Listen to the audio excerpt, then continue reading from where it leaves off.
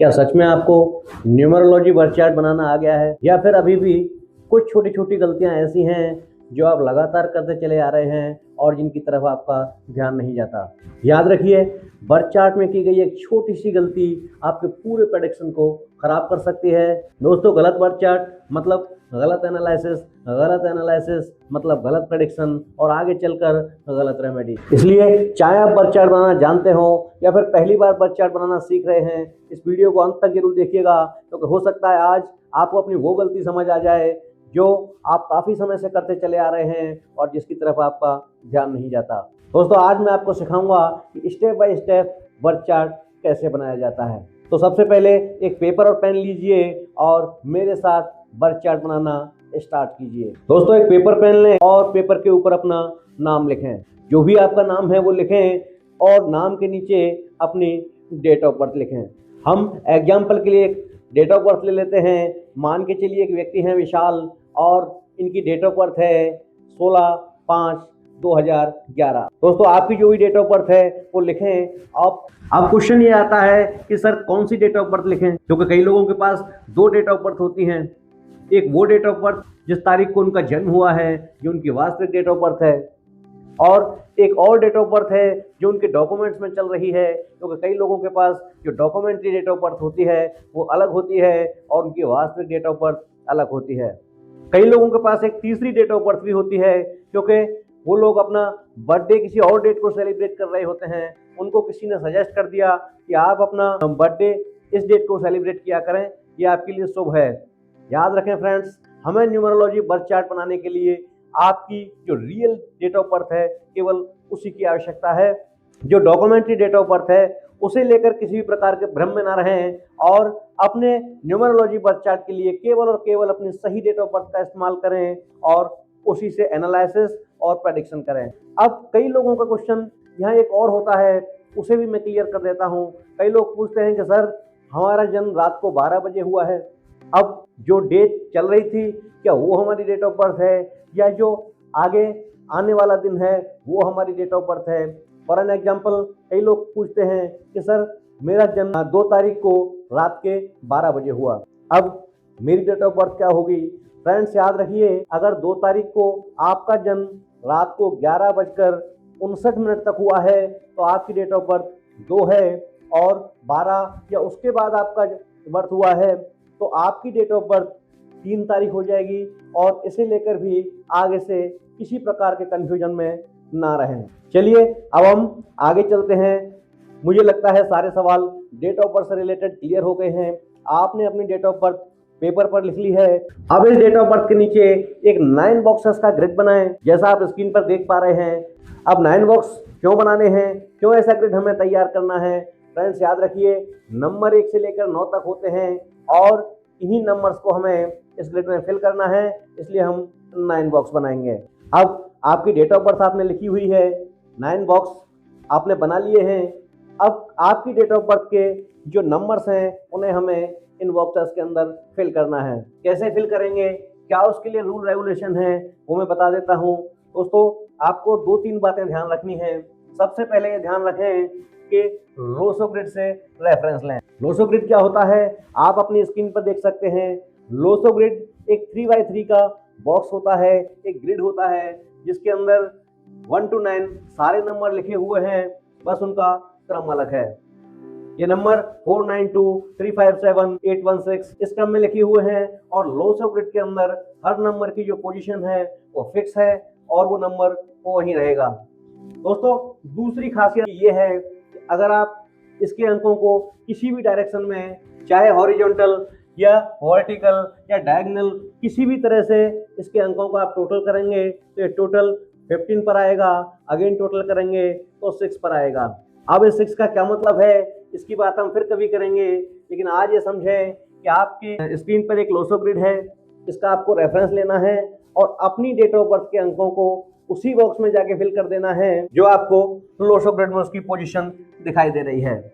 दूसरा रूल हमारा ये रहेगा फ्रेंड्स, अगर आपकी डेट ऑफ बर्थ के अंदर 0 आ गया है तो 0 को हमें इग्नोर कर देना है, क्योंकि लोसो ग्रिड के अंदर 0 की कोई प्लेसमेंट नहीं है, इसलिए हमें 0 को इग्नोर कर देना है और आगे बढ़ जाना है।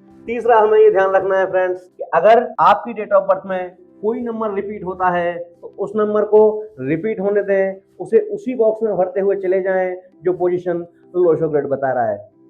आई थिंक आपको क्लियर हो गया है कि मैं कैसे भरना है। अब देखें, हमने जो विशाल की डेट ऑफ बर्थ ली है 16 मई 2011, इसका सबसे पहला अंक है 1। हम 1 को उठाएंगे और जो बॉक्सेस हमने बनाए हैं उसकी मिडिल लाइन में के अंदर सबसे नीचे वाले बॉक्स में 1 को भर देंगे। क्यों भरेंगे यहाँ? क्योंकि लोशो ग्रिड में इस अंक की पोजीशन वही है। दोस्तों उसके बाद नंबर 6 कौन से बॉक्स में भरेंगे? सबसे लोअर लाइन और कॉर्नर वाला बॉक्स, यहाँ लोशो ग्रिड में 6 दिखाई दे रहा है, वहाँ इस 6 को भर देंगे। उसके बाद नंबर 5 ग्रिड के सेंटर में आएगा। आप नंबर 5 को अपनी डेट ऑफ बर्थ से उठाएंगे और इसको अपने ग्रिड के सेंटर में भर देंगे। उसके बाद 2 अपर लाइन के अंदर राइट हैंड साइड कॉर्नर पर आएगा, आप उस बॉक्स में 2 को भरिए। 0 हमें इग्नोर कर देना है। और उसके बाद डबल 1 है, डबल 1 अगेन जहाँ पहले 1 भरा था वहां हम डबल 1 को प्लेस कर देंगे। क्या लगता है फ्रेंड्स, आपका बर्थ चार्ट बन के तैयार हो गया? बिल्कुल नहीं, अभी बाकी है फ्रेंड्स, अभी बहुत कुछ बाकी है। अब हमने अपने डेट ऑफ बर्थ के अंकों को इस 3x3 के ग्रिड में भर लिया है। अब आगे हमें क्या करना है? दोस्तों याद रखें, ईश्वर ने किसी भी डेट ऑफ बर्थ के अंदर 3 हिडन पावर्स दी हुई होती हैं। यस, हर डेट ऑफ बर्थ के अंदर 3 हिडन पावर्स होती हैं और बड़ी ही जबरदस्त पावर होती हैं। उन पावर्स को हम कैसे देखेंगे? दोस्तों सबसे पहली पावर होती है आपका ड्राइवर नंबर। क्या होता है ड्राइवर नंबर? दोस्तों जो आपकी बर्थ डेट है वो आपका ड्राइवर नंबर है। जिस भी तारीख को आप पैदा हुए हैं, मान के चले आप किसी महीने की 5 तारीख को पैदा होते हैं, आपका ड्राइवर नंबर 5 हो जाता है। आप किसी भी महीने की 9 तारीख को पैदा होते हैं, आपका ड्राइवर नंबर 9 हो जाता है। अब बात करते हैं विशाल की। क्योंकि ये 16 तारीख को पैदा हुए हैं तो हम 1 + 6 को टोटल करके सिंगल डिजिट में लेके आएंगे, यानी विशाल का ड्राइवर नंबर होगा नंबर 7। अब दूसरी पावर होती है आपका कंडक्टर नंबर। हम विशाल का कंडक्टर नंबर निकालेंगे। कैसे निकालेंगे? विशाल की डेट ऑफ बर्थ में जितने भी नंबर्स हैं उन सारे नंबर्स को टोटल करेंगे और विशाल का कंडक्टर नंबर निकल के आएगा। आप सारे नंबर्स को टोटल करेंगे तो आपको पता चलेगा कि विशाल का कंडक्टर नंबर भी नंबर 7 पर आ जाता है। दोस्तों आगे तीसरी सुपर पावर जो ईश्वर ने हमें दी है वो होता है आपका कुआ नंबर। अब कुआ नंबर कैसे कैलकुलेट करेंगे? दोस्तों कुआ नंबर कैलकुलेट करने के लिए हमें आपके ईयर ऑफ बर्थ को देखना होगा।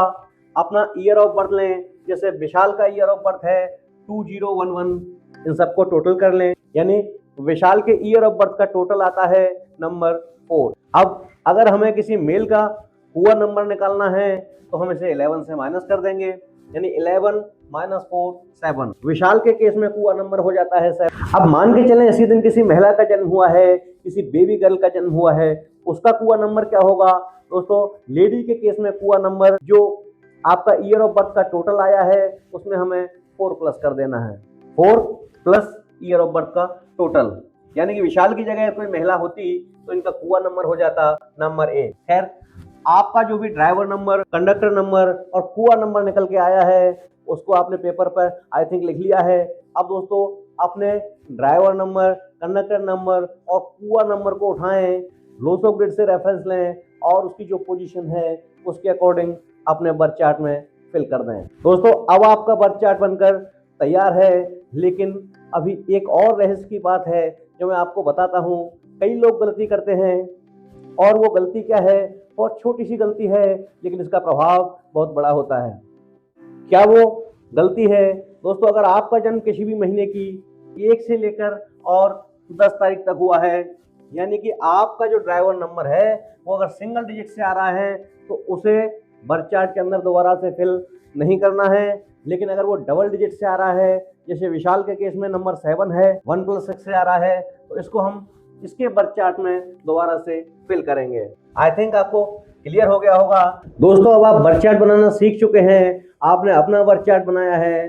अब इसी तरीके से आप अपनों का, यानी अपने परिवार में अपने फादर, अपनी मदर, अपने भाई बहनों का भी बर्थ चार्ट बना सकते हैं। और दोस्तों इस बर्थ चार्ट को रीड कैसे करना है, क्या इस बर्थ चार्ट का मतलब है, इसके लाइंस को कैसे एनालिसिस करना है, ये हम बात करेंगे अपने नेक्स्ट वीडियो में। लेकिन अगर आपको ये वीडियो पसंद आता है तो इसको ज़्यादा से ज़्यादा लाइक शेयर कीजिएगा।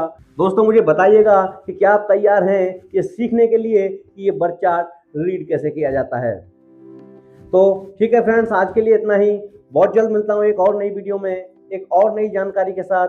तब तक के लिए अपना और अपनों का ध्यान रखें, वीडियो को लाइक शेयर करते रहें, और अगर अभी तक चैनल को सब्सक्राइब नहीं किया है तो सब्सक्राइब का बटन जरूर दबा देना, क्योंकि आगे आने वाली इंफॉर्मेशन बड़ी ही काम की है। दोस्तों अगर आप चूक जाएंगे तो बहुत कुछ छूट जाएगा आपसे, तो इसलिए चैनल को अभी सब्सक्राइब करें। जल्द मिलता हूँ एक और नई वीडियो में, तब तक के लिए जय हिंद, जय भारत।